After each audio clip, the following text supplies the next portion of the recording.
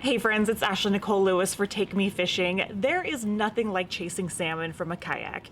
It's peaceful, it's exciting, and it's a great way to access places that you may not be able to otherwise. Today I'm taking you through the essentials of setting up a kayak for salmon fishing, from setup to landing your fish. Let's get started. Before we get salmon specific, let's talk about the equipment you'll want to have prepared. First, a kayak. Paddle, life jacket, appropriate safety gear for the trip like a knife, a flag, whistle, and I always feel like I'm ready for anything when I have a solid waterproof first aid kit with me. Now, let's add the salmon fishing part. Here's how I prep for trolling for salmon and for cast and retrieve style spinner fishing for salmon. So first, let's talk about trolling. You'll want to add a rod holder mount, a net with a shorter handle, a fishing rod and reel, a box with your gear already tied up, because assembling gear can be really tough when you're on moving water. Plus, you get more gear in water time, which is how we catch fish, right? I'll add more specific details in the video description.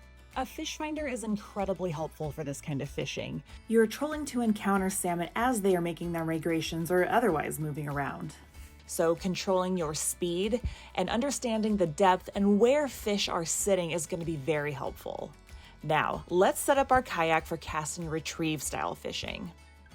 Our kayak setup includes a rod and a reel, a box with gear ready to go, a net, and tools either tethered or stored on the kayak. A fish finder is optional here. You don't need to focus as much on the speed you are moving because you're controlling that with each retrieve. This method is more like a good hunt. You look for sign, good structure, deep pockets of water, and you're approaching a salmon's holding place in the river. One question that often comes up in kayak fishing is, how do you manage catching a large fish while being in a kayak? And I have great news for you. The size of the fish actually ends up helping you out in the fighting process.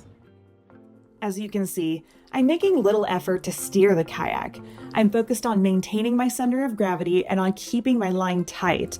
A big fish actually ends up kind of keeping you on top of it. Helpful. Finally, net the salmon from head to tail for the best chances of success, and don't try to manage the net and the fishing rod until you absolutely need to. Once you grab the net, you won't be able to take in any line, so ensure the fish is close enough to reach, but still far enough away to allow you space to scoop. Last but not least, stay safe. Always tell a buddy you're going out fishing, stash your essentials in a waterproof bag, and check the weather before you go. Thank you so much for joining me today to talk about salmon fishing from a kayak.